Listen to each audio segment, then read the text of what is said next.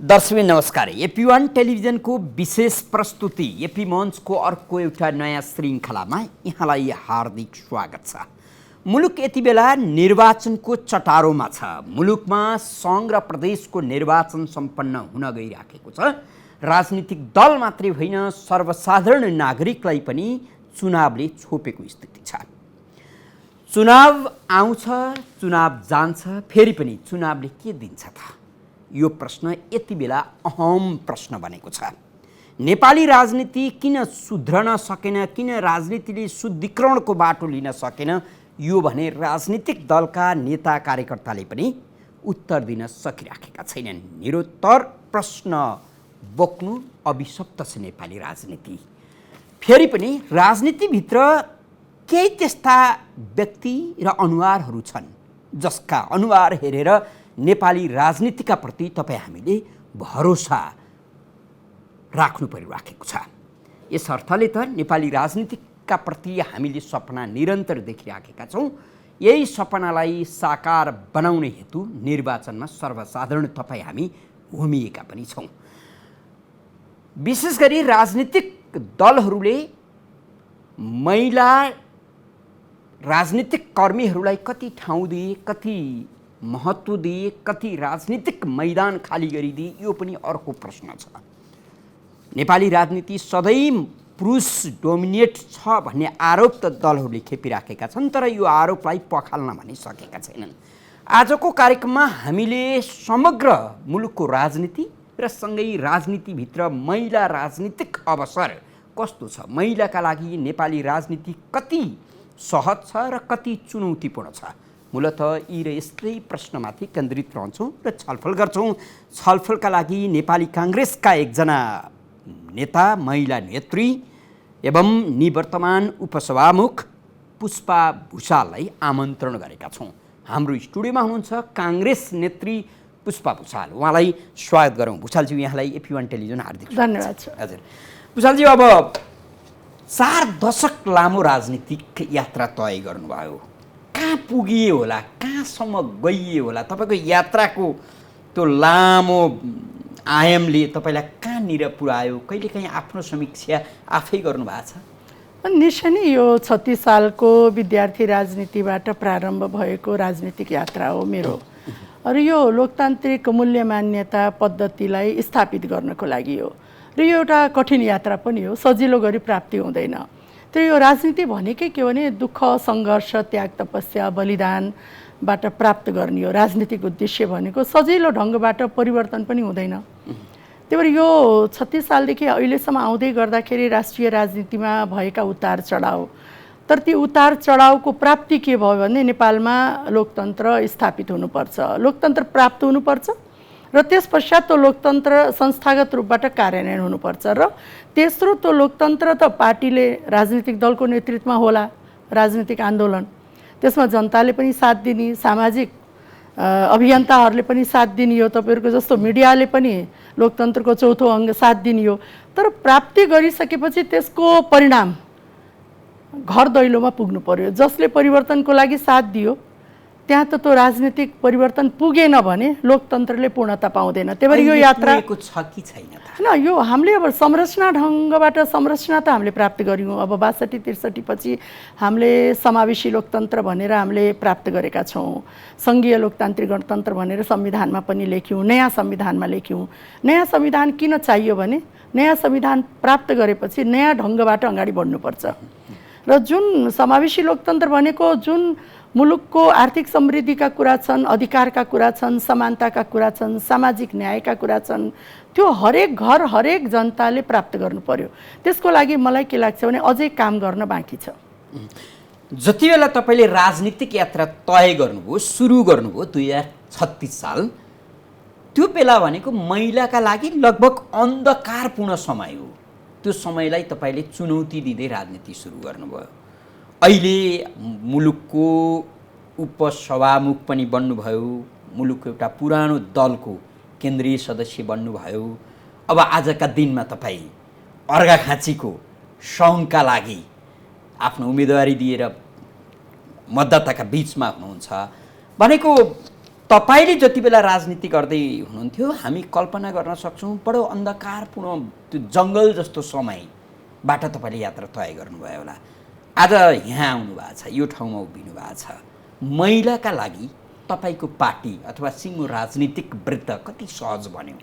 अनि विशेष गरी 36 सालमा हामी विद्यार्थी राजनीतिमा लाग्दाखेरिको हाम्रो पृष्ठभूमि, मेरो स्वयं भनियो भने मेरो एउटा राजनीतिक पारिवारिक पृष्ठभूमिबाट राजनीतिमा हुम्मिएको परिवार होइन। मेरो पिताजी स्वर्गीय काशीनाथ गौतम, मेरो आमा स्वर्गीय शारदा गौतम, उहाँहरूको लोकतन्त्र प्रतिको जुन उहाँहरूको त्याग तपस्या थियो त्यसको प्रेरणाबाट पनि नेभी सङ्घमा आएँ। नेपाली काङ्ग्रेसको जुन सिद्धान्त थियो, उद्देश्य बिपी कोइरालादेखि लिएर गणेशमान सिंह, सुमन शमशेरको जुन योगदान थियो त्यसबाट पनि प्रेरित भएर आएको। किनभने हिजोको समयमा 16 सालपछि सरकार बनेपछि काङ्ग्रेसका नेताहरू जुन जेल नेल प्रवास बसे, म स्वयं आफ्नो पिताजीबाट उहाँको राजनीतिक कारणले 13 वर्ष भारतमा बस्नु पर्यो होइन। जन्मिँदाखेरि आँखा खुल्दा नि भारतमा बस्नु पर्यो। किन बस्नु पर्यो भन्दाखेरि काङ्ग्रेस भएको कारणले।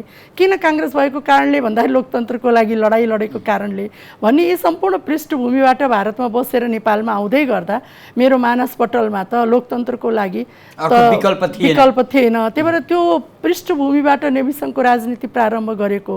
त्यही भएर के भने त्यसबेला अत्यन्त कम भनौँ महिला नेत्रीहरू राजनीतिमा लागे पनि अत्यन्त सक्रिय भएर अगाडि बढेको मैले आज पनि स्मरण गर्छु। तर त्यसपछिको दिन मलाई कस्तो लाग्छ भने 46 साल त्यसपछि अब 62-63 साल आउँदै गर्दाखेरि वास्तवमा मुलुकमा अझै परिवर्तनको खाँचो छ है भन्ने भयो र काङ्ग्रेस पार्टीले हरेक परिवर्तनको नेतृत्व पनि लियो। त्यो पनि हाम्रो लागि पहिलो उपलब्धि पनि भयो। हरेक परिवर्तनमा काङ्ग्रेस पार्टीको नेतृत्वदायी भूमिका रह्यो र त्यसबाट के नेतृत्व मात्र लिएर भएन, अब आम जनताको, आम युवाहरू, महिला दिदीबहिनी जो सामाजिक न्याय खोजेको त्यसलाई पुरा गर्नलाई फेरि एकपटक नेतृत्व लिनुपर्छ भनेका छौँ र त्यसको लागि आम 50% भन्दा बढी महिलाहरूको पनि त परिवर्तनमा ठुलो अपेक्षा छ नि हामीले धेरै। त्यो अपेक्षालाई तपाईँको पार्टी नेतृत्वले, तपाईँको सिङ्गो पार्टीले कतिको आत्मसात गर्छ अथवा कतिको अनुभूत गर्छ? हैन, पहिलो कुरा त संरचनामा हामीले हेर्ने हो भने संरचनामा महिला प्रतिनिधित्व त हामीले प्राप्त गर्यौँ। जस्तो भनौँ नि, पार्टीको संरचनामा 33% महिलाहरूको उपस्थिति त भयो, पार्टीको केन्द्रदेखि वडासम्म। संसदमा पनि 33% महिला सांसदको उपस्थिति त रह्यो। तर त्यो अर्थपूर्ण उपस्थिति बनाउने कसरी भनेर अब महिला नेतृत्वले आफ्नो भूमिकालाई परिवर्तन गर्न जरुरी छ। गाउँदेखिका महिलाहरू जो राजनीतिमा हुम्मिएका छौँ, अब हामीले केवल अधिकारको कुरा गरेर भएन, त्यो पाउनु पनि पर्यो। अहिले सङ्घमा 33% पुग्यो होइन, प्रत्यक्षमा होइन, तर संविधानले संसदमा 33% त महिलाको उपस्थिति इन्स्योर गर्यो, सुनिश्चित गर्यो। तर तपाईँले भने जस्तै हामीलाई के हो भने प्रत्यक्ष निर्वाचनतिर जाने हो भने अहिले अब हामी त गठबन्धनबाट निर्वाचनमा गइराखेका छौँ र अहिले समग्र हेर्ने हो भने 9% महिला उम्मेदवार मात्रै सबै पार्टीहरूले दिएर त्यहाँ उम्मेदवारी भएको छ। अब नेपाली काङ्ग्रेसको सन्दर्भमा हेर्ने हो भने त 91 सङ्घीय सांसदमा 5 जना मात्रै हामी महिला उम्मेदवारहरू अहिले मैदानमा। सहज ढङ्गबाट दियो कि नेतृत्वले अलिकति लडाइँ गर्नु पर्यो? होइन, पहिलो कुरा त के हो भने अब प्रतिस्पर्धा, अब थोरै महिला उम्मेदवार भए पनि अब पार्टीभित्रको पुरुष प्रतिस्पर्धीसँग त फेरि प्रतिस्पर्धा गर्नु पर्यो, पुरुष उम्मेदवारहरूसँग फेरि पनि प्रतिस्पर्धा पार्टीभित्र गर्नु पर्यो र प्रतिस्पर्धा गरिसकेपछि प्राप्त भएको यो अवसर हो हामीलाई।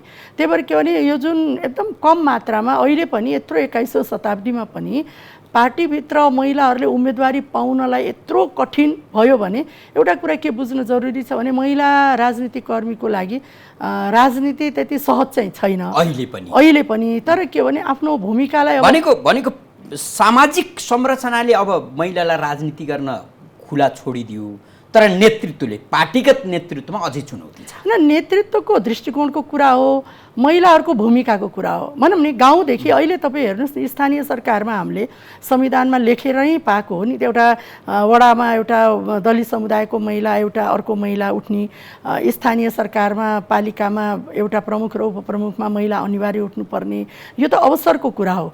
तर अवसर दिनुको अर्थ के हो भने आफ्नो नेतृत्वलाई स्थापित गर्नु है भनेर दिएको हो नि अवसर त। भन्दाखेरि के देखिन्छ भन्दाखेरि अब हामीले आफूलाई स्थापित गर्नलाई त भूमिका परिवर्तन गरेनौँ भने त भोलि महिलाहरूलाई त अवसर पनि प्राप्त हुँदैन कि?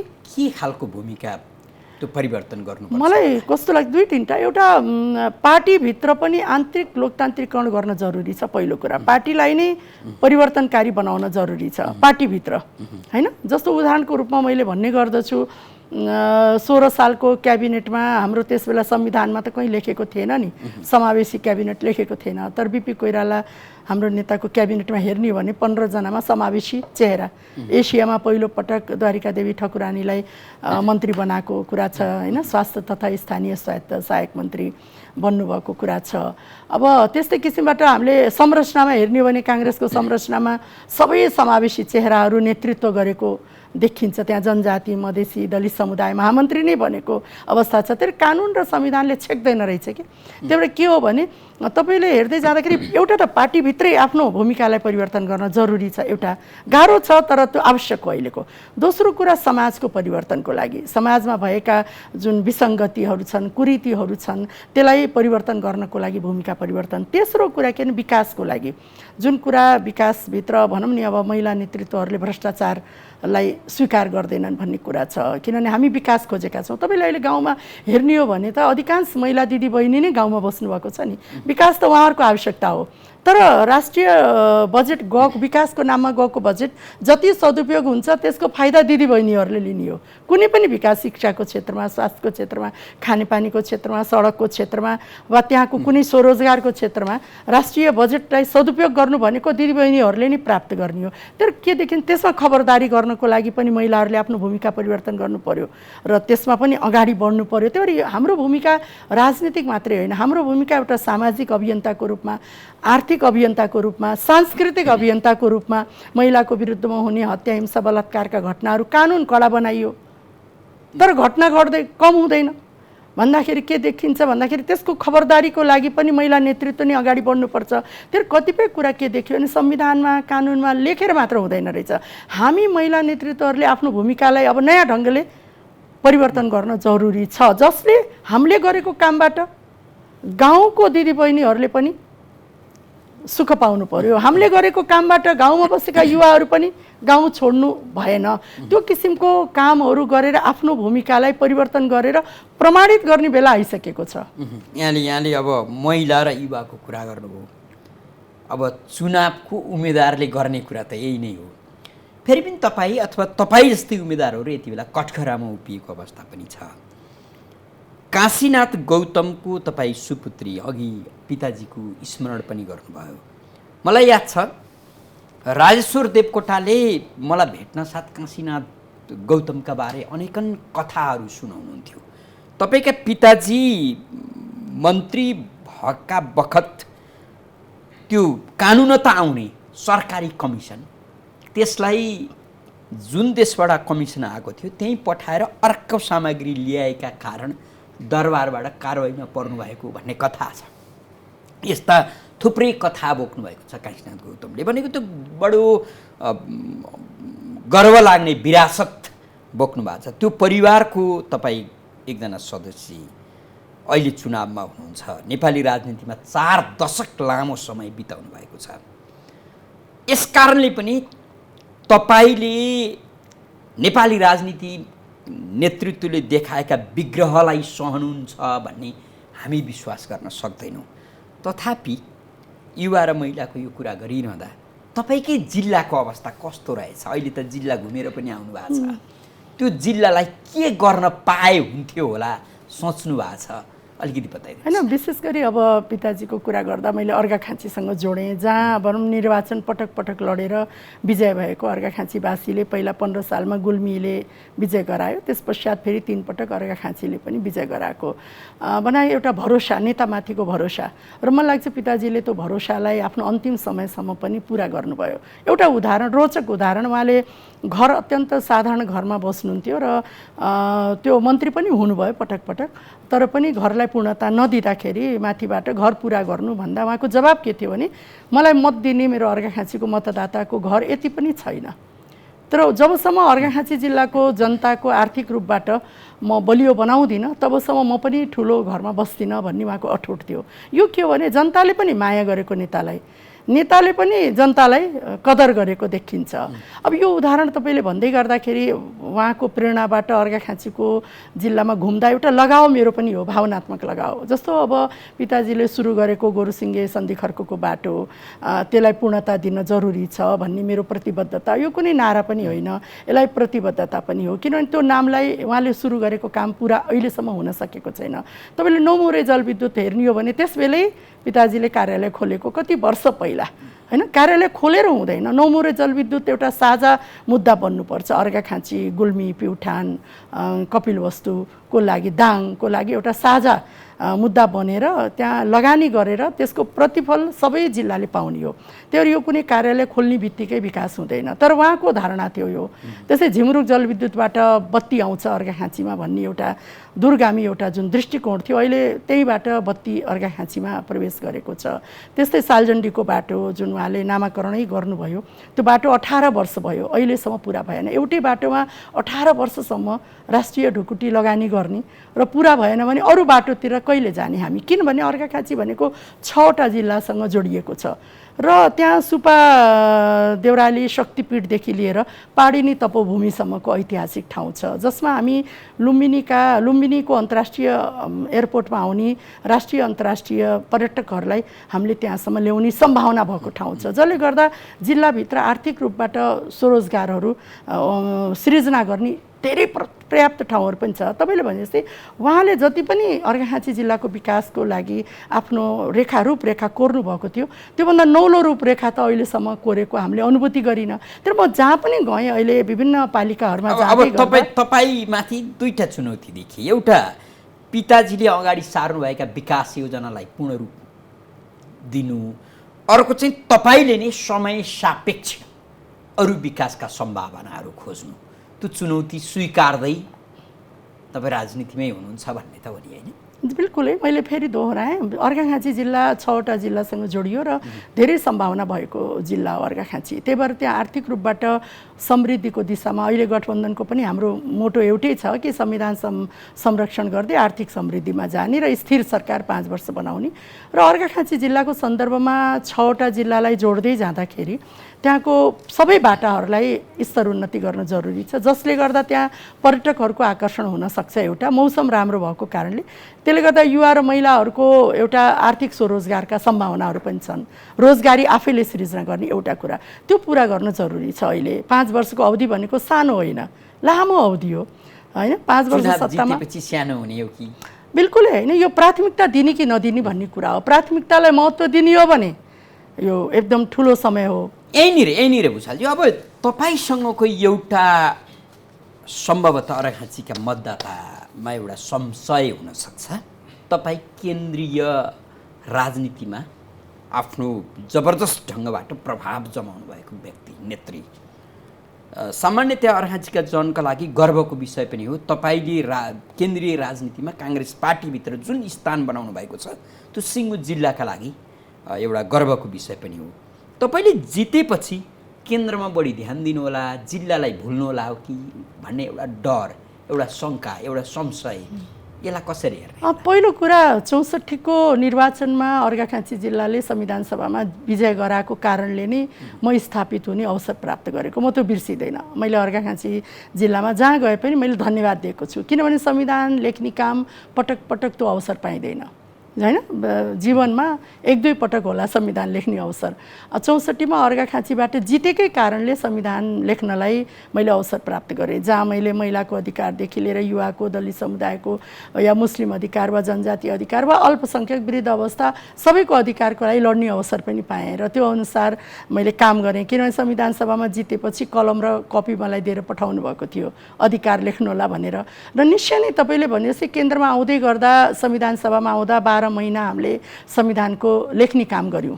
त्यसबाट गाउँमा जिल्लामा जाने क्रम अलिकति घट्यो, किनभने 12 महिना चल्थ्यो। तर अब त प्रतिनिधि सभाको निर्वाचन हो। यो प्रतिनिधि सभाको निर्वाचन भनेको हिउँदे अधिवेशन हुन्छ, बर्खे अधिवेशन हुन्छ, बाँकी समय आफ्नै क्षेत्रमा जाऊ भन्ने हुन्छ। त्यही भएर अहिले र त्यस बेलाको भूमिका फरक हो। त्यस बेला संविधान लेख्ने कुरा थियो र तपाईँले भने जस्तै संविधान सभामा विजय अर्घाखाँची जिल्लाले गरायो, केन्द्रमा स्थापित हुने अवसर हामीले प्राप्त गऱ्यौँ, हाम्रो भूमिका भयो। र म केन्द्रमा आफूलाई भूमिका खेलेर जुन स्थापित भए यसको परिणाम त अर्घाखाँची जिल्लाले पाउनुपर्छ भन्ने हो। यहाँ आफूलाई बलियो र शक्तिशाली बनाएर निर्वाचन क्षेत्रले के पाउने त मबाट भन्ने कुरा हो नि। तपाईँले भन्नुभयो नि केन्द्रमा स्थापित भएर निर्वाचन क्षेत्र भएन भने त्यो शक्तिलाई कहाँ लिएर जाने? फेरि नेपाली राजनीतिको संस्कार नै भइसकेको छ कि केन्द्रमा कुनै व्यक्ति स्थापित छ, बलियो छ भने उसले आफ्नो विकास बजेट आफ्नै जिल्लामा लाने, क्षेत्रमा लाने, सिङ्गो त्यस्ता हेर्ने दायित्व भइकन पनि क्षेत्रलाई अलिक बढी प्रेम गर्ने, त्यो त तपाईँकै पार्टी सभापतिको पनि अवस्था देखिन्छ। डडेलधुरालाई अलिक बढी प्रेम गर्नुहुन्छ भन्ने आरोप पनि छ। त्यो स्वाभाविक पनि होला। यसलाई एउटा कसरी जोड्यो भने मेरो पिताजी यातायात मन्त्री हुँदा उहाँ यातायात मन्त्री भएकै कारणले उहाँले गोरुसिङ्गे सन्धिखरको बाटो प्रारम्भ गर्नुभएको हो। त्यही भएर निश्चय नै मन्त्री भइसकेपछि आफूलाई निर्वाचित गरेको जिल्लाको विकासको लागि एउटा इतिहास कायम गर्नको लागि नौलो काम त गर्नै पर्छ। किनभने त्यो निर्वाचन क्षेत्र हो जसबाट विजय भएर फेरि राष्ट्रिय राजनीतिमा आफूलाई स्थापित गर्ने हो। तर प्राथमिकता चाहिँ आफ्नो जिल्लालाई दिने, तर देशभरिको अरू जिल्लाहरूलाई पनि हेर्ने कुरा एउटा हुन्छ। तर आफ्नो जिल्लामा म मन्त्री हुँदा के गरेँ त? अहिले प्रश्न छ नि जिल्लामा, मन्त्री भएर के नौलो काम गरियो त, कुन काम पुरा भयो त भन्ने प्रश्न हुन्छ नि मन्त्री भइसकेपछि। तर त्यो के हो भने मन्त्री भएर वा सत्तामा बस्दै गर्दा वा सत्ताको नजिक हुँदै गर्दा जिल्लाको विकासको लागि के गरे त, त्यो विकासले त्यहाँको जनताले के पाए त भन्ने प्रश्न त उठ्छ नि मतदाताको माझमा। तर त्यो भएको हुनाले स्वाभाविक रूपबाट केन्द्रमा आफूलाई स्थापित भइसकेपछि हामी त किन चाहन्छौँ भने चुनाव लडेर सांसद मात्रै हुनलाई त चुनाव लड्ने होइन नि। चुनाव लडिसकेपछि सत्तासँग लडेर त्यो विकासलाई आफ्नो निर्वाचन क्षेत्रमा लगेर त्यो विकासलाई सही ढङ्गबाट सदुपयोग गरेर त्यहाँको आम दाजुभाइ दिदीबहिनीहरूले त्यो विकासको प्राप्ति गर्न सकुन् भनेर हो नि त आफूलाई बलियो बनाउने। तर केन्द्रमा त बलियो त बनाउनै पर्यो नि।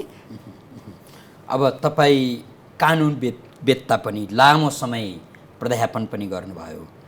विशेष गरी तपाईँ सदनमा हुनुहुन्न भने अथवा संसदमा हुनुहुन्न भने काङ्ग्रेस विशेष गरी महिलाका दृष्टिकोणबाट लगभग रित्तो देखिन्छ कि क्या हो भन्दा रहेछन् केही राजनीतिक विश्लेषकहरू अथवा तपाईँका शुभेच्छुक भने पनि भयो। भनेको तपाईँको आवश्यकता काङ्ग्रेसलाई मात्रै होइन सिङ्गो संसदलाई पनि छ। संसदमा अलिकति अध्ययनशील, कानुन बुझेका, कानुन सङ्गत ढङ्गबाट तर्क गर्न सक्ने व्यक्तिहरूको अभाव सधैँ खड्किने, सम्भवतः आउने निर्वाचनबाट निर्वाचित सांसदहरूको अनुहार पनि लगभग त्यस्तो हुनसक्छ भन्ने चिन्ता हो। यो खालको व्यक्तित्व बनाइरहँदा पार्टीले तपाईँको मूल्याङ्कन गर्यो कि गरेन अथवा तपाईँलाई जुन ठाउँमा लानु पर्थ्यो दिनु पर्थ्यो जिम्मेवारी त्यो पार्टीले दिन सक्यो कि सकेन, तपाईँ कति सन्तुष्ट हुनुहुन्छ? होइन, मलाई के लाग्छ भने संसद भनेको जनताको आइना हो जहाँ जनताका विषय उठाउनुपर्छ। पहिलो प्राथमिकता त्यो हो। पहिलो जिम्मेवारी सांसदको के हो भने आम जनताको, राष्ट्रिय राजनीतिको, मुलुकको विभिन्न विषयवस्तुलाई उठाउने ठाउँ, वैधानिक ठाउँै हो संसद। तर जनताको आइना भन्छौँ नि यसलाई। तर त्यो पहिलो कुरा हो। त्यहाँ एउटा सांसदले आफ्नो भूमिका खेल्यो कि खेलेन भनेर आम जनताले हेर्ने ठाउँ हो। किन हामीसँग रेकर्ड छ, यत्रो टेक्नोलोजीको विकास भएछ होइन, मिडियाको विकास भएको छ। जनताको अधिकारको लागि लड्यो कि लडेन सांसदले भन्नलाई त अहिले त धेरै सजिलो छ, मिडियाले त्यो कुरा फर्काएर हेर्ने हुन्छ। तर मलाई सन्तुष्टि के छ भने यसपटक म समानुपातिक प्रणालीबाट गए पनि मैले 4 वर्षको दौरानमा जनताको आवाजहरू प्रशस्त मात्रामा उठाएँ। पहिलो कुरा जिल्लाको विकासको लागि पनि मैले सरकारलाई खबरदारी पनि गरेँ, किनभने हामी विपक्षी दलमा थियौँ। दोस्रो कुरा, तेस्रो कुरा मलाई के लाग्छ भने संसदमा आइसकेपछि एउटा मेरो पार्टी नेपाली काङ्ग्रेसले एउटा सचेतकको जिम्मेवारी पनि दियो। तेस्रो कुरा, नेपाली काङ्ग्रेस एउटा विपक्षी दलमा बस्दै गर्दाखेरि एउटा सचेतकको ठुलो जिम्मेवारी मैले प्राप्त गरेँ। त्यही भएर पार्टीले मलाई स्थान दिएन भन्न सकिन्न, किनभने हामी त सदनको एउटा भनेको तपाईँका शुभेच्छुकको अझ बढी चाहना रहेछ, तपाईँप्रतिको विश्वास अझ बढेको रहेछ भन्नु पर्यो है। बिल्कुल, यो के भने एउटा सचेतकको हैसियतले मैले 4 वर्ष काम गरेँ कि गरेन हैन, लोकतन्त्रको पक्षमा, मिडियाको पक्षमा, अधिकारको पक्षमा, काम महिला अधिकारको पक्षमा, अब विकासको पक्षमा वा भ्रष्टाचार विरुद्ध को पक्षमा मैले काम गरेँ कि गरिनँ भन्ने कुरा अहम कुरा हो। त मलाई के लाग्छ भने सदनमा बस्दै गर्दा सरकारलाई खबरदारी गर्ने कुरामा कुनै दिन पनि म चुप लाएर विश्राम गरेर थाकेर बसिनँ। किन त मेरो दायित्व पनि हो, कर्तव्य पनि हो। त्यही भएर जुन भूमिकामा मलाई पार्टीले दियो, दलले दियो, त्यो भूमिका मैले निर्वाह गरेँ कि जस्तो मलाई लाग्छ, अनुभूति हुन्छ पहिलो कुरा। पाँचौँ के भने अब पार्टीले दिएन भने अत्यन्त सानो समयमा उपसभामुख जस्तो पदमा भनौँ गठबन्धनबाट नेपाली काङ्ग्रेसले उपसभामुख जस्तो गरिमामय पदमा पनि एउटा मलाई अवसर पनि दियो। यद्यपि अत्यन्त सानो समय, तर पनि हामी के भन्छौँ भने उपसभामुख एउटा महिला नेतृत्वले पाउने कुरा थियो। हिजोको सरकारले उपसभामुखलाई 18 महिना खाली राख्यो। पहिलाको सरकारले हामीले धेरै आवाज उठायौँ, एउटा महिला नेतृत्वलाई स्थापित गर्नुपर्छ। कम्तीमा अन्तिम समयमा सरकार गठबन्धनको बनेपछि संविधानको पालना भयो। यद्यपि म 3 महिना मात्रै बसेँ, तर संविधानको पालना भयो र उपसभामुखको निर्वाचन भयो। यो के भने संविधानप्रतिको इमान्दारिताको कुरा हो र मैले अवसर पाउने कुरा पनि हो। त्यही भएर अब मलाई के लाग्छ, राजनीतिमा एकदम एकैचोटि माथि सत्तामै तपाईँ सन्तुष्ट हुने गरी पार्टीले स्थान दिएको छ। पार्टीले अवसर दिने कुरा पटक मन्त्रीको चर्चा आयो, पुष्पा भुषाल मन्त्री हुनुपर्ने, हुनु भएन, उहाँ जस्तो सक्षम मान्छेलाई किन किनारा पार्यो भन्ने जुन तपाईँका शुभेच्छकको गुनासो छ, त्यो गुनासो त्यति भर पर्दो अथवा गुनासो गरिहाल्नुपर्ने होइन। तपाईँलाई त सत्य कुरा भन्ने हो भने मैले अब राम्रै मन्त्रालय चलाउन सक्छु भन्ने, जसरी सदनमा अरूभन्दा कम छैन सदन चलाउन भनेर एउटा प्रमाणितै गरे जस्तो लाग्यो मलाई, होइन। त्यो आफूलाई सन्तुष्टि भयो। कुनै पनि पुरुष सांसदभन्दा कम हिसाबले चलाइन भन्ने त्यो त मैले अघि नै भने। तपाईँ संसदमा हुनु भएन नि, काङ्ग्रेसका तर्फबाट सदन सुन्ने हुन्छ कि क्या हो भने त्यस्तो त धेरै नेतृत्व हुनुहुन्छ। तर मैले भने मन्त्रीको कुरा गर्ने हो भने मैले आफैले पनि मन्त्री, राम्रो मन्त्रालय आफूले चलाउन सक्छु भन्ने र एउटा हिम्मतको साथ पटक पटक माग नगरेको पनि होइन। तर राजनीतिमा के हो भने अब भन्नुपर्छ निरन्तर, भोलिको समयमा पनि ठाउँ छ, अवसर छ। त्यही भएर राजनीतिमा निराश हुने कुरा हुँदैन। भोलिको समयमा धेरै सम्भावना छ र भोलि फेरि पनि अवसर आयो भने आफ्नो भूमिकालाई निर्वाह गर्नलाई मलाई लाग्छ मैले इमान्दारीपूर्वक नै सबैलाई भनौँ नि अब चित्त बुझाएरै काम गर्न सक्छु र गर्छु भन्ने पनि छ अठोट। त्यही भएर निर्वाचनमा पनि हुम्मिएको छु। तर मलाई के लाग्छ, हिजो प्राप्ति गरिन भन्ने बित्तिकै भोलि पाइँदैन भन्ने छैन। भोलिको आशावादी हुनुपर्छ, त्यो अनुसार मैले हामी यो निर्वाचन संवादमा पनि छौँ। काङ्ग्रेस गठबन्धनका साथ निर्वाचनमा होमिएको छ। विशेष गरी काङ्ग्रेसका कतिपय कार्यकर्ताहरू चाहिँ यो गठबन्धन आवश्यक थिएन भनिरहनु भएको छ। त्यो भनिरहँदा फेरि अब यो तोडिनुपर्छ भन्ने स्थितिमा पनि छैन। तथापि काङ्ग्रेसले एक्लै निर्वाचन लड्न नसकेको कि समय परिस्थितिले काङ्ग्रेसलाई यो ठाउँमा पुर्याएको कि कसरी हेर्ने? अब यहाँले त केन्द्रीय नेतृत्वमा बसेर काङ्ग्रेस राजनीति गरिरहनु भएको छ। अब यो निर्वाचन पनि एउटा राजनीतिक आन्दोलनै हो। किनभने कस्तो देखिन्छ भने अब अहिलेको आन्दोलन या यो निर्वाचनको मुख्य उद्देश्य पनि के हो भने हिजोको समयमा 2/3 नजिक पुगेको सरकारले संविधान र संसदलाई बचाउन सकेन। त्यसले गर्दा मुलुक एउटा विकासको गति पनि अगाडि बढेन, हैन। त्यसको मूल्य फेरि देशले नै चुकाउनु पर्यो। तर हामीलाई के लाग्छ नि, यो अहिले फेरि एउटा मुभमेन्ट हो संविधान र संसदलाई बचाउनलाई र यो संविधानको रक्षाको लागि यो गठबन्धनको आवश्यकता। एक, दोस्रो आर्थिक समृद्धि भनौँ नि, आर्थिक विकास। हाम्रो जस्तो गरिब मुलुक, एउटा मध्यम परिवार भएको देशले जबसम्म विकास गर्दैन, जबसम्म मुलुक धनी हुँदैन, तबसम्म जनता धनी हुँदैन। र लोकतन्त्र बचाएनौँ भने जति विकास गरे पनि, जति धनी भए पनि त्यसले काम गर्दैन भन्ने मान्यता हो। त्यही भएर अहिलेको गठबन्धनको आवश्यकता 2-3टा हो। एउटा, तपाईँले इतिहास पल्टाउने मलाई स्मरण गरेँ, चाहे 36 सालको कुरा गरौँ वा 46 सालको कुरा गरौँ, 62-63 सालको कुरा गरौँ, हरेक परिवर्तन काङ्ग्रेस बिना सफल भएन, हैन, भएन नि। 74 सालको निर्वाचनमा काङ्ग्रेस एक्लै लड्यो, तर संविधान बचाउनलाई त फेरि काङ्ग्रेस चाहियो नि। यहाँ त सत्ताभन्दा संविधान मन पर्यो। त्यही भएर संविधान मन पराएको कारणले फेरि सरकार छोडेर गठबन्धन काङ्ग्रेससँग भयो र संविधान फेरि, संसद फेरि बचाएर ल्याएको हो नि, बचाएर ल्याएको। त्यही भएर अहिलेको गठबन्धन के हो भने यस्तो सैद्धान्तिक अहिले कारण छ। एउटा के भने संविधान र संसद बचाउनको लागि मुलुकमा सधैँ पटक पटक संविधान बनाउनलाई अब आन्दोलन गर्नु हुँदैन। संविधान आवश्यकता अनुसार परिवर्तन गर्ने हो, तर संविधान बनाउनलाई फेरि मुलुकमा फेरि संविधान लेख्ने काम गर्नु हुँदैन। एउटा, दोस्रो कुरा के भने हिजो हामीलाई लागेको थियो संविधान आयो अब मुलुकमा त आर्थिक विकास हुन्छ, होइन। अब त मुलुक अगाडि बढ्छ, युवाहरूलाई विदेश जानु पर्दैन, महिलाहरूको आमूल परिवर्तन हुन्छ, दलित समुदायहरूको अब एकदम सामाजिक न्याय पाइन्छ, भूमिहीनले भूमि पाउने हो, घरबारविहीनले घरबार पाउने हो, जुन संविधानमा लेखेका थियौँ नि त्यो हुन्छ भन्ने लागेको थियो। तर संविधान लेखेपछिको पहिलो प्रतिनिधि सभाबाट त्यो पुरा भएन। त्यही भएर हामी के भन्छौँ भने अबको सरकार भनेको 5 वर्ष चल्नुपर्छ र आर्थिक समृद्धिको दिशातिर बढ्नलाई के गर्नु पर्यो, देश धनी बनाउनु पर्यो। राष्ट्रिय ढुकुटी तपाईँको हेर्नुहोस्, विदेशबाट ऋण लिएर, अनुदान लिएर, राजस्व तिरेर, कर तिरेर, रेमिटेन्सबाट बनेको हाम्रो बजेट, त्यो बजेटलाई सम्मान गरेर सही लगानी गाउँमा विकासको लागि गर्ने कि नगर्ने, त्यहाँ कुनै पनि भ्रष्टाचार हुन्छ भने खबरदारी गर्ने कि नगर्ने। त्यही भएर हामीले के भन्छ भने अबको उद्देश्य भनेको के हो भने संसद, जनतासँग सरकार, जनतासँग संसद, कति बजेट गयो, कहाँ गयो, प्रयोग भयो कि भएन, सदुपयोग भयो कि भएन, अब जनताले त्यो हेर्न पाउनुपर्छ। एकदम यो एकदम नयाँ रूपबाट हामी गएनौँ भने आम जनताको यहाँले यो सरकारको आयुको बारे कुरा गर्नुभयो नि, यो अब गठबन्धन अगाडि आओस् अथवा अरू अगाडि आओस् र पनि यो पूर्ण कार्यकाल एउटा सरकारले बिताउन सक्ला, यो संरचनामा हामी छौँ होइन। हामी जुन उद्देश्यको लागि अगाडि बढेछौँ नि, मैले फेरि भने नि, लोकतन्त्रमा देश धनी समृद्धि बनाउनुपर्छ अनि जनतालाई परिवर्तन हुन्छ, जनताको सुख दुःखमा परिवर्तन हुन्छ कि। तर मुलुकलाई पहिला धनी बनाउनु पर्यो, त्यसको लागि भ्रष्टाचार गर्नु भएन, त्यसको लागि राष्ट्रिय ढुकुटीलाई बढीभन्दा बढी जम्मा गर्नु पर्यो, लगानी ल्याउनु पर्यो। लगानी त ल्याउनु पर्यो नि, देशभित्र होस् देश बाहिर होस्। त्यही भएर के हो भने यो सम्पूर्ण कुराहरूको लागि एउटा त लोकतन्त्र बचाएन भने अधिकार बच्दैन, अधिनायकवाद सुरु हुन्छ, तानाशाही प्रवृत्ति सुरु हुन्छ। त्यही भएर संविधान बचाउने भनेको त्यो पनि हो। दोस्रो आर्थिक समृद्धि। त्यही भएर यो मोटोको साथ अहिले गठबन्धन जनतामा गएको र त्यो इमान्दारी त हुनु पर्यो, 5 वर्षपछि मात्रै होइन। अब केपी ओली नेतृत्वको सरकारले संसद विघटन गर्यो, अब भोलि अर्को सरकार बनेर संसद विघटन गर्न सक्दैन अथवा त्यो बाटो हिँड्न सक्दैन भन्ने कुनै त्यस्तो ग्यारेन्टी अथवा प्रत्याभूति छ र भने होइन। संविधानले चरित्र रहेछ नि त। होइन, यस्तो हो, चरित्र भएको कारणले नै हिजोको सरकारले 2 पटक संसद विघटन गर्यो, संविधानको धारा पनि टेक्यो।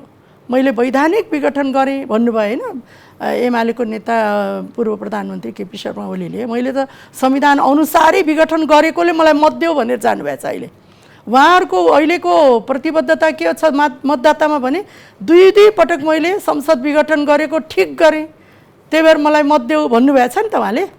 मैले हिजो 4 वर्षमा धेरै राम्रो काम गरेँ, त्यही भएर मलाई मत देऊ, मैले भ्रष्टाचार गरिनँ, त्यही भएर मलाई मत देऊ भन्नुभएछ। हामीले के भनेछ भने उहाँले गैर संवैधानिक ढङ्गबाट संसद भङ्ग गर्नुभयो, यसको प्रमाण त अदालतले फिर्ता ल्याए नि, संसद त फिर्ता ल्याए नि। तर के देखिन्छ भने यो संसद पटक पटक चाहेर भङ्ग हुँदैन, चाहेर भङ्ग हुँदैन कि। यो कसैले संविधानभन्दा माथि छु भन्यो भने भङ्ग गर्न पाउँछ, प्रवृत्तिको कुरा। म संविधानभन्दा माथि छु भन्ने प्रवृत्तिको शासन गर्ने व्यक्ति आयो भने त भङ्ग गर्ने हो, तर फेरि बचाउने ठाउँ त छ नि, लड्ने ठाउँ त छ नि, होइन। त्यही भएर के देखिन्छ भने हिजो जुन गल्ती भएको छ, अबको गठबन्धनले संविधानको रक्षा गरेर साँच्चै मुलुकलाई विकासको गतिमा अगाडि बढाउनुपर्छ। त्यही भएर अहिलेको के हो भने मैले फेरि दोहोऱ्याएँ, यो हिजो गरेका गल्ती र संविधानलाई कमजोर गराउने जुन घटनाक्रमहरू भए त्यसबाट मुलुक धेरै पछाडि धकेलियो। 5 वर्ष भनेको सानो कुरा होइन। 5 वर्ष भनेको 4 भन्नुहोस् त तपाईँले 4 वर्षमा हाम्रा कति युवा विदेशमा गए, ल भन्नुहोस् नि, कति युवा विदेशमा गए रोजगारीको खोजीमा, कति युवाहरू बसाइसराई गरेर मधेसमा आए। मतलब यति ज्वलन्त उदाहरणहरू, समस्याहरू नेपालमा भयो। युवालाई विदेश पठाउन त सरकारी नीति नै छ। अनि अब यस्तो हो, चाहना राख्ने कुरा एउटा हो, तर देशभित्रै स्वरोजगारको लागि राज्यले लगानी गर्नुपर्छ। हेर्नुहोस्, मैले भनेको के भने यति धेरै सम्भावना छ। तपाईँले हाम्रो नेपालमा धार्मिक र पर्यटकीय स्थलबाट हामीसँग यति धेरै भनौँ विश्वमा नभएको 9वटा त हिमालयन रेन्ज नै छन्, त्यसमा हामी विश्वका पर्यटकलाई आकर्षण गर्न सक्छौँ। जिल्लाभित्र पर्यटकको यति धेरै गन्तव्य छ हामीसँग, जहाँ हामी युवाहरूलाई होमस्टेदेखि लिएर अरू स्वरोजगारका धेरै त्यस्ता माध्यमहरू खडा गर्न सक्छौँ, होइन। धेरै छ नि हामीसँग। त्यस्तै हाइड्रो पावरका सम्भावना भएको देशभित्रै छ नि आर्थिक रूपबाट बलियो बनाउने। तपाईँले जिल्लामा एउटा प्राविधिक शिक्षालय खडा गरेर त्यहाँबाट निस्किने बित्तिकै एउटा हातमा सिप, अर्को हातमा रोजगार र एउटा हातमा सर्टिफिकेट लिएर फर्किने बित्तिकै त राज्यले लगानी गरिदियो भने त्यो रोजगार त त्यही गाउँमै हुन्छ, बसाइसराई गरेर मधेसमा जानु पर्दैन। त्यही भएर अहिले हामी के नयाँ ढङ्गबाट अब शिक्षाको नीति, स्वास्थ्यको नीति, तर त्यहाँ फेरि लगानी कसले गरिदिनुपर्छ भने 3 तहको सरकारले। त्यही भएर हामी के भन्छौँ भने केन्द्रको सरकार, प्रदेशको सरकार र स्थानीय सरकारले मिलेर आफ्नो आफ्नो ठाउँको विकासको लागि योजनाहरू बनाउनुपर्छ। र तपाईँले भनेपछि युवालाई बाहिर जान नदिनको लागि तपाईँले बाहिर गएर 50,000 कमाउनुभन्दा घरभित्रै बसेर 30,000 कमाउँदा त्यो युवा खुसी हुन्छ होइन। त्यही भएर हामी के श्रम बेच्न बाहिर जान दिनु भएन र सम्भावना छ नेपालभित्र, तर प्राथमिकतामा पर्छ कि पर्दैन? सरकारको लगानीको प्राथमिकतामा पर्छ कि पर्दैन? अहम प्रश्न त्यहाँ हो।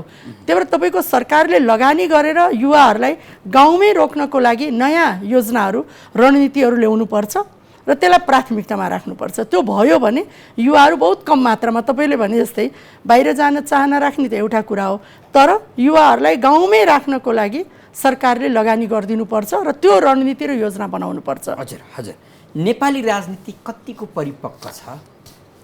अब अहिले राजनीति त अब परिपक्व भनेको त यो परिवर्तनको चाहना जुन हुन्छ त्यसको साथसाथै राजनीतिक दलको नेतृत्वले आफूलाई परिवर्तन गराउँदै जानुपर्छ। अहिले हेर्नुहोस् नि 40% त युवा आइसक्नु भयो हाम्रो जनसङ्ख्या हेर्ने हो भने। अब त्यो युवाको चाहना अनुसार त नेतृत्व परिवर्तन हुनुपर्छ। सिस्टम त त्यही हुन्छ, सङ्घीय लोकतान्त्रिक गणतन्त्रै हुन्छ, समावेशी लोकतन्त्रै हुन्छ, तर नेतृत्व र राजनीतिक पार्टीले आफ्नो जीवनशैलीलाई परिवर्तन गर्नुपर्छ। भनौँ नि हाम्रो नेता बिपी कोइरालाले त्यही भन्नुहुन्छ नि, यो कुनै संविधानमा कानुनमा लेखेर हुँदैन। राजनीतिलाई सरल बनाउनको लागि नेतृत्वले आफूलाई परिवर्तन गर्नुपर्छ। समाजले जे माग्छ त्यो अनुसार राम्रो कुरालाई कदर गरेर आफू परिवर्तन हुनुपर्छ। त्यही भएर यो के अरे परिवर्तन हुने कुरा पनि फेरि आफैमा अत्यन्त कठिन कुरा हो, किन आफूलाई परिवर्तन गर्ने। तपाईँले परिवर्तन चाहनुहुन्छ भने पहिला आफूबाट परिवर्तन सुरु गर्नुहोस् भन्ने कुरा छ नि। त्यही भएर के हो भने सहज त छैन, किनभने मान्छेलाई मनोवैज्ञानिक ढङ्गबाट परिवर्तन गराउने, दृष्टिकोण परिवर्तन गराउने, जीवनशैली परिवर्तन गराउने भन्ने कुरा त कठिन कुरा हो नि, तर त असम्भव चाहिँ होइन। अब यहाँले संसदको पनि लामो अनुभव सँगालिसक्नु भएको छ, त्यसमाथि कानुन ज्ञाता, संविधानविद, नेपालको संसद कतिको परिपक्व रहेछ? संसदीय विषयका सन्दर्भमा हाम्रा सांसदहरू, हाम्रा राजनीतिक दलहरूको परिपक्वता कतिको प्रदर्शित भइराखेको छ? तपाईँ एकछिन काङ्ग्रेसको नेता भन्दा बाहिर रहेर समीक्षा गरिदिनुहोस् त। होइन, वास्तवमा संसदमा भूमिका सांसदहरूको अत्यन्त आफ्नो किसिमबाट व्यक्तिगत रूपबाट सबैले अत्यन्त महत्त्वपूर्ण भूमिका खेलेकै देखिन्छ। तर जुन रूपबाट संसदलाई एउटा भनौँ प्रभावकारी र जनताको विश्वास पात्र बनाउनुपर्छ नि, संसद भनेको त जनताले विश्वास गर्ने ठाउँ, दरिलो ठाउँ हो नि, त्योभन्दा अरू त छैन।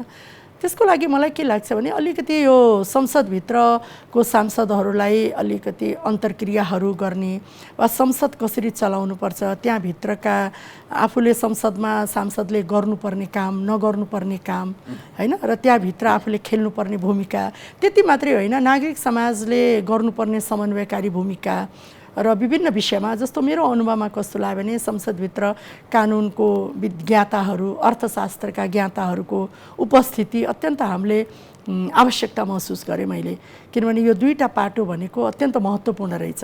एउटा कानुनको पाटो, कानुन निर्माण गर्ने, हामी त अब के अरे कानुन बनाउने भन्छौँ नि, ल मेकर भन्छौँ नि होइन, कानुन निर्माण गर्ने ठाउँ। अनि अर्को चाहिँ राष्ट्रिय राजनीतिको बजेट अत्यन्त महत्त्वपूर्ण रहेछ। त्यो यो दुईटा ज्ञाताहरूको उपस्थिति त्यहाँ अत्यन्त महत्त्वपूर्ण, धेरै महत्त्वपूर्ण, धेरै महत्त्वपूर्ण। तर व्यक्तिगत रूपबाट हेर्ने हो भने अधिकारको लडाइँको लागि सबै सांसदहरूले, अब सबैको उपस्थिति छ। अहिलेको संसदले त सबै समुदायलाई त्यहाँ उपस्थित गराएको छ आफ्नो अधिकारको लागि। तर प्रभावकारी भूमिका सबैको छ आफ्नो ठाउँबाट, तर पनि संसदको जुन विशेष भूमिका हुन्छ नि, संसदको भूमिका संसदलाई प्रभावकारी बनाउने, साँच्चै जनताको विषयलाई, जनताको अधिकारको लागि, विकासको लागि त्यहाँ गम्भीर ढङ्गबाट छलफलहरू गराउने जुन हुन्छ, त्यसको लागि सांसदहरू नै जिम्मेवार हुन्छन्। किन सरकारले एउटा बिल लिएर आउने हो, विधेयक ल्याउने हो, छलफल त सांसदले गर्ने हो नि, तर अलिकति पूर्व तयारी गर्ने, विषयवस्तुको बारेमा अलिकति जानकारी राख्ने, आफूलाई थाहा छैन भने विज्ञहरूसँग अन्तर्क्रियाहरू गर्ने र त्यो भूमिकाहरू खेल्ने। किनभने त्यो कानुन त सांसदलाई मात्रै होइन नि, त्यो जनतालाई, देशलाई हो। तर त्यहाँको भूमिकालाई अलिकति सांसदहरूले पनि परिवर्तन गर्नुपर्छ भन्ने मलाई लाग्छ। किनभने हामी जति सांसद हुँदै जान्छौँ अझै हिजो प्रभावकारी खेलेनौँ, भोलिको दिनमा त अझै प्रभावकारी खेल्नुपर्छ नि भन्ने त्यो अनुभूति चाहिँ हुन्छ है हामीलाई चाहिँ त्यो हिसाबबाट। हजुर, अब कार्यक्रमको अन्त्यमा पनि छौँ। फेरि अलिकति निर्वाचन केन्द्रित हुन मन लाग्यो। अहिले मतदाताको घर घरमा पुग्नु भएको छ। नागरिकको चाहना के रहेछ, के खोज्दा रहेछन् राजनीतिक दलबाट र आफ्नो नेताबाट मतदाताले के अपेक्षा गर्दा रहेछन्? ठ्याक्कै तपाईँ अहिले घर घर गएर व्यक्तिलाई भेटिराखेको सन्दर्भ भएको कारणले पनि पहिलो कुरा मतदाताले आफ्नो उम्मेदवारलाई हेर्न खोज्ने, भेट्न खोज्ने यो प्रत्यक्ष निर्वाचन प्रणालीमा गइसकेका सांसदलाई आफ्नो आम मतदाता वा जनताले आफ्नो घर दैलोमा आइदिए हुन्थ्यो, सुख दुःख हामीले नै भन्न पाए हुन्थ्यो भन्ने नजिकबाट भेट्न खोज्ने। यद्यपि राजनीतिक पार्टी दल छ, संरचना छ, तर पनि गाउँमा बस्ने मतदाताको त्यो ठुलो अपेक्षा मैले अनुभूति गरेँ पहिलो।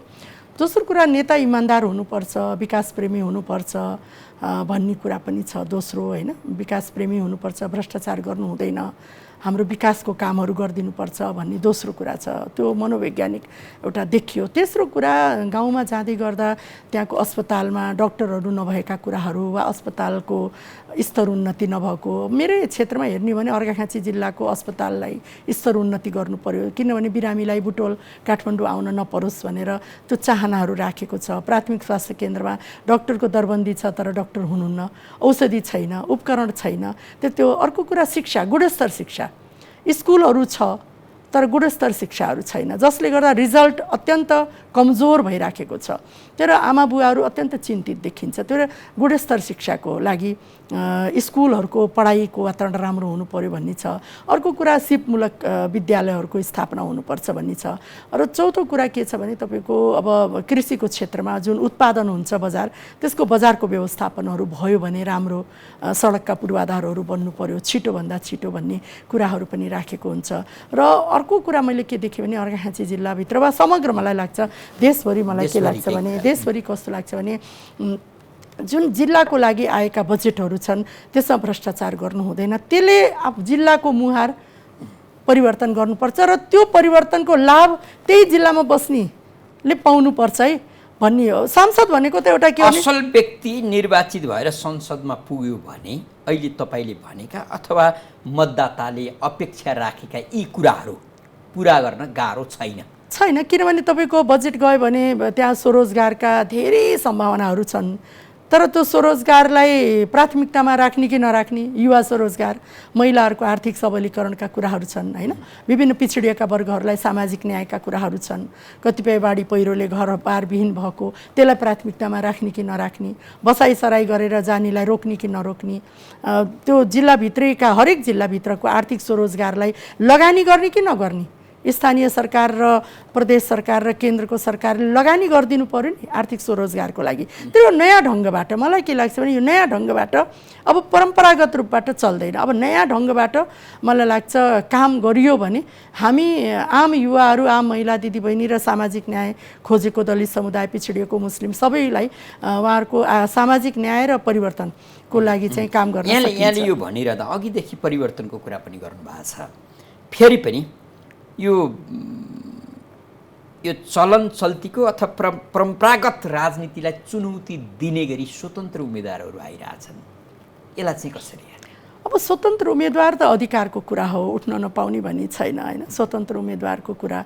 तर उम्मेदवारी पश्चात फेरि खबरदारी गर्ने कुरा हुन्छ, किनभने राजनीतिक पार्टीबाट उठिसकेपछि पार्टीको संरचना बलियो भयो भने पार्टीले पनि खबरदारी गर्छ आफ्नो सांसदलाई र जनताको मतदाताले पनि खबरदारी गर्छ, पार्टीलाई खबरदारी गर्छ, सांसदलाई खबरदारी गर्छ। उदाहरणका लागि तपाईलाई जिल्ला जान गाह्रो हुन्छ नि? बिल्कुल है, किनभने माध्यम हुँदैन, एउटा कुरा जिम्मेवारी हुँदैन, पार्टीमाथिको प्रश्न चिन्ह फेरि त्यहाँ समाप्त हुन्छ। त्यो सांसदलाई दलले खबरदारी गर्छ, मतदाताले दल र सांसद दुइटैलाई खबरदारी गर्छ। जनतामा लिएर जाने भनेको पार्टी नै हो, दल नै हो, जनताको माझमा लग्ने। किनभने हामीले त फेरि 5 वर्षपछि जवाब दिन जानुपर्छ नि। जवाब दिन जानको लागि त दलले लग्ने हो आफ्नो सांसदलाई त जनताको माझमा। तर यो जुन जनताप्रतिको उत्तरदायित्वको कुरा छ नि, सरकार संसदप्रति, सांसद जनताप्रति उत्तरदायित्व, त्यसको लागि त एउटा संरचना त चाहियो नि। तर मलाई के लाग्छ नि, राजनीतिक दल त्यसको लागि उपयुक्त भनौँ माध्यम चाहिँ हो। त्यो राजनीतिक दलको भूमिका र स्वतन्त्र उम्मेदवारको भूमिकामा धेरै परिवर्तन, उत्तरदायित्वको दृष्टिकोणले मैले जसरी अहिले भने नि, सरकार संसदप्रति, संसद जनताप्रति उत्तरदायित्व, आफूले गरेका कामको। यसले लोकतन्त्रलाई संस्थागत गर्ने पनि भयो, हैन, दलबिन त लोकतन्त्र हुँदैन। हैन, हेर्नुहोस् अब लोकतन्त्रको खम्बा नै राजनीतिक दल हो हैन, राजनीतिक दलभित्र आन्तरिक लोकतान्त्रिकरण हुनुपर्छ भन्ने छ। तर मलाई के लाग्छ भने जनताप्रतिको उत्तरदायित्वको लागि संरचना त चाहिन्छ। यो भनिरहँदा, यो ढङ्गको बहस गरिरहँदा मुलुकमा स्वतन्त्र उम्मेदवारको हल्ला हुनु, चर्चा हुनु त राजनीतिक वृत्तलाई अथवा दलहरूलाई चुनौती आउँदैछ भन्ने पनि हो नि हैन। हैन, दललाई परिवर्तन गर्ने एउटा अवसर हो, किनभने स्वतन्त्र उम्मेदवार भन्नुको के हो भने दलप्रतिको नो भोट चाहिँ स्वतन्त्रलाई आउँछ भन्ने कन्सेप्ट हो एक। दोस्रो, स्वतन्त्र व्यक्तिको व्यक्तित्वले पनि प्रभाव पार्ला दुई हैन। तर पनि दललाई बढी चुनौती हो त्यो। तर दललाई के हो भने यो अब दलहरू चाहिँ अब जनताको विश्वास पात्र बन्नुपर्छ है, राम्रो उम्मेदवार उठाउनुपर्छ है भन्ने पनि एक किसिमको के हो भने एउटा भनौँ नि सन्देश पनि हो यो, कि दल आफू पनि राम्रो हुनु पर्यो, उम्मेदवार पनि राम्रो उठाउनु पर्यो, जसले जनताको विश्वास जित्न सक्छ भन्ने पनि सन्देश हो नि। तर मलाई के लाग्छ भने आगामी दिनको लागि यो एउटा दललाई एउटा उपदेश पनि भयो, दलले बुझ्ने कुरा पनि भयो, सुध्रने एउटा मौका पनि हो, यो अवसर हो दलको लागि। अब मुलुकमा महिला अधिकार, महिला समानता, महिला अवसरका निकै चर्चा हुने गर्छन्, निकै बहस हुने गर्छ, महिला आन्दोलनहरू पनि हुने गर्छन् महिलाका नाममा। अहिले अब अत्यन्तै न्यून सङ्ख्यामा काङ्ग्रेसले सङ्घमा महिलालाई टिकट दिएको छ, त्यसमध्ये तपाईँ एकजना हुनुहुन्छ। महिला उम्मेदवारले टिकट पाएर जिल्ला जाँदा, आफ्नो निर्वाचन क्षेत्रमा पुगिरहँदा महिलाहरूको उत्साह कस्तो पाउनुभयो? विशेष गरी महिला मतदाता दिदीबहिनीहरू उत्साहित हुनुहुन्छ, किनभने संविधान सभामा पनि 64मा निर्वाचन लड्दै जाँदा महिलाहरूको आकर्षण बढी थियो मतदाताको, किन हाम्रो अधिकारको लडाइँको लागि हामीले पठाउनुपर्छ भन्ने थियो, त्यो विश्वासको साथ पठाएको एक। अहिले अब प्रतिनिधि सभामा पनि धेरै काम गर्न बाँकी छ, महिलाहरूको लागि धेरै काम गर्न बाँकी छ, महिलाहरूको अधिकारको लागि लड्न बाँकी छ, धेरै कानुनहरू महिलामुखी बनाउन जरुरी छ, महिलाहरूलाई अवसर गर्ने कुराहरू, महिलाहरूलाई बजेटहरू दिने कुराहरू, किनभने यी सबै कुराहरूको लागि बजेटलाई महिला केन्द्रित बनाउने, हामी भन्छौँ नि महिला मैत्री बजेट चाहियो हैन, महिलाहरूको हत्या हिंसा बलात्कारका घटनामा कडा कानुन बनाउनु पर्यो, त्यसलाई कार्यान्वयन। जति हामी सदनमा यो कुरालाई आवाज बुलन्द गर्छौँ, बाहिर बसेर बोल्नु र सदनमा बोल्नु भनेको फरक रहेछ भूमिका। र चौथो कुरा के हो, नीति निर्माण गर्ने ठाउँमा त पुग्नु पर्यो नि। जबसम्म हामी नीति निर्माण गर्ने ठाउँमा पुग्दैनौँ तबसम्म महिलाहरूको लागि न बजेट बन्छ, न नीति बन्छ, न योजना बन्छ।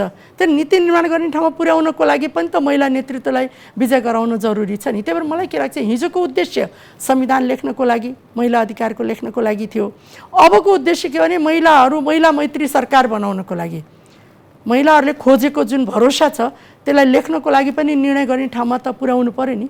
र महिलाहरू भनेको भ्रष्टाचार मुक्त समाजको सृजना गर्छन् भन्ने विश्वास पनि हो, उम्मेदवारमाथि त्यो विश्वास पनि गर्नु पर्यो, त्यसलाई प्रमाणित गर्ने अवसर पनि त चाहियो नि हामीलाई त। त्यही मलाई के लाग्छ भने महिलाहरूको एउटा विश्वास भरोसा महिला नेतृत्वमाथि बढी पनि छ। र उहाँहरूको के छ भने महिला मतदाता दिदीबहिनीहरूको एउटा आकर्षण, यति थोरै त महिला नेतृत्वहरू उठ्नुभएको छ भन्ने पनि छ एउटा हैन।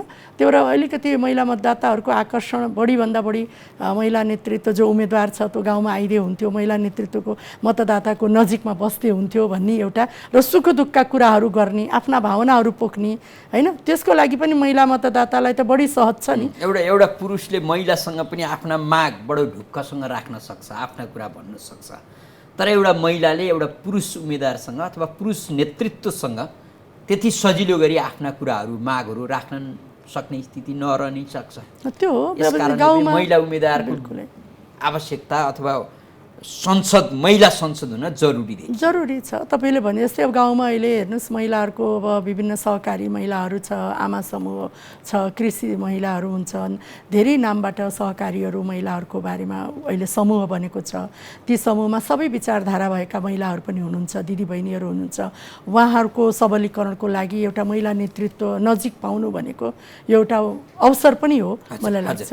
राजनीतिक भविष्य सुन्दर नै छ नि हैन, यही राजनीतिले मुलुकलाई बडो राम्रोसँग अगाडि बढाउँछ। अनि त्यो अपेक्षा यो गर्नु बिल्कुलै राजनीतिलाई राम्रो बनाउनको लागि सङ्घर्ष आन्दोलन आफ्नो दृष्टिकोण परिवर्तन गर्नुपर्छ, भूमिकालाई परिवर्तन गर्नुपर्छ, आवाज पनि उठाउनुपर्छ।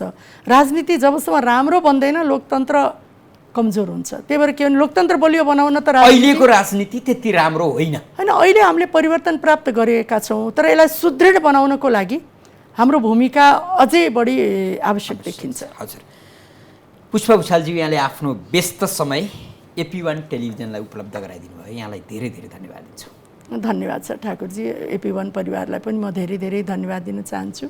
मलाई आफ्नो विचार राख्ने जुन अवसर दिनुभएको छ, म सबैलाई धेरै धन्यवाद दिन चाहन्छु। हजुर, आदरणीय दर्शकवृन्द, कार्यक्रम एपी मञ्चमा आज हामीले मुलुकको समग्र राजनीति र विशेष गरी राजनीतिक पार्टीभित्र महिला नेतृत्वको अवस्था अथवा महिलालाई राजनीतिक मैदान कस्तो छ, कति सरल र कति चुनौतीपूर्ण छ, मूलतः यो विषयमाथि केन्द्रित रहेर छलफल गऱ्यौँ। छलफलमा हुनुहुन्थ्यो नेपाली काङ्ग्रेसका एकजना नेता एवं निवर्तमान उपसभामुख Pushpa Bhusal.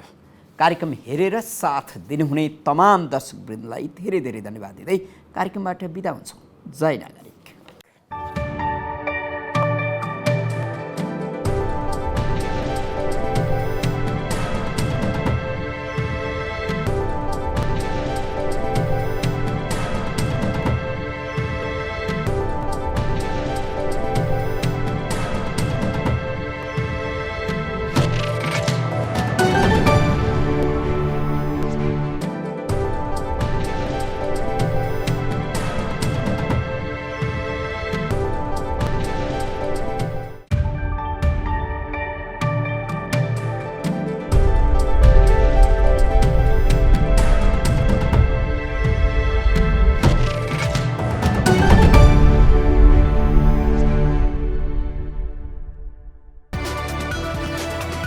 It's an AP1 presentation.